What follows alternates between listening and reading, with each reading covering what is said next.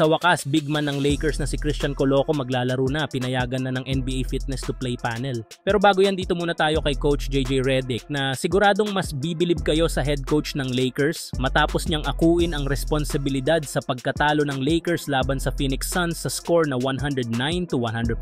Kahit man nga nadungisan ang kanilang record, pero nasa magandang posisyon pa rin ang Lakers sa standings na may 3-1 record. Binuhat nga ng dynamic duo ni na Kevin Durant at Devin Booker ang Suns, kung saan nagtala si KD ng 30 points, 8 rebounds at 4 assists, habang si Booker ay may 33 points, 3 rebounds at 2 assists. Samantala sa panig ng Lakers, lahat ng first 5 ay nagkaroon ng double-digit points. Nanguna si Anthony Davis na may 29 points, 15 rebounds, 3 assists at 3 blocks. Solid din ang laro ni Rui Hachimura na nagtala ng 20 points, 10 rebounds, 2 assists, 1 steal at 1 block. Si Austin Reeves naman may 23 points, 8 rebounds, 3 assists at 2 steals. Nag-ambag naman si D'Angelo Russell na may 14 points, 1 rebound at 8 assists. Ang may pinakamababang puntos naman sa starting 5 ay itong si LeBron James na nakagawa lang ng 11 points, 5 rebounds at 8 assists. Ito na nga ang pinakamababang field goal percentage niya mula 2007 na maaaring senyales ng kanyang edad.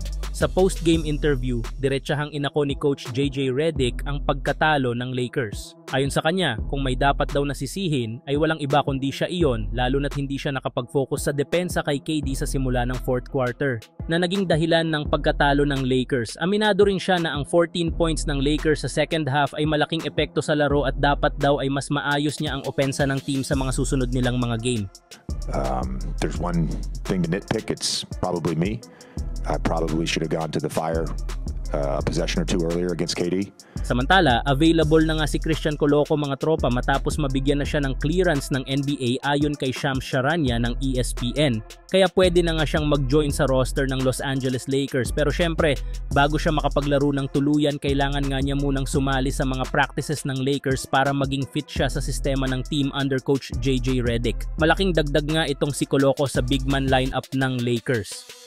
Kung maalala nyo mga tropa, wala si Christian Wood at si Jared Vanderbilt, kaya kailangan talaga ng additional big men ngayon ng Lakers. Kung dati si Jackson Hayes lang ang tumutulong kay Anthony Davis bilang center, ngayon madadagdagan na sila na isa pang legit big man. Kaya malaking bagay na may karagdagang option na ngayon. Sa pagdating ni Coloco, malamang magkakaroon na ng pagkakataon na maging full-time power forward si Anthony Davis at mas magiging flexible ang kanilang rotation. Kung di kayo pamilyar kay Coloco, galing siya sa Toronto Raptors at kinuha siya ng Lakers bilang two-way player. Kilala siya sa kanyang depensa at shot blocking kaya inaasahan na malaki ang magiging ambag niya sa Lakers. Marami nga ang natuwa sa balitang ito lalo na ang mga fans ng Lakers dahil matagal din itong hinintay na magkaroon ng dagdag na center para sa team at ngayon natupad na rin. Inaasahan nga kung paano siya makakatulong sa Lakers ngayong season at kung magiging maganda nga ba na addition si Christian Coloco sa team ng Los Angeles Lakers.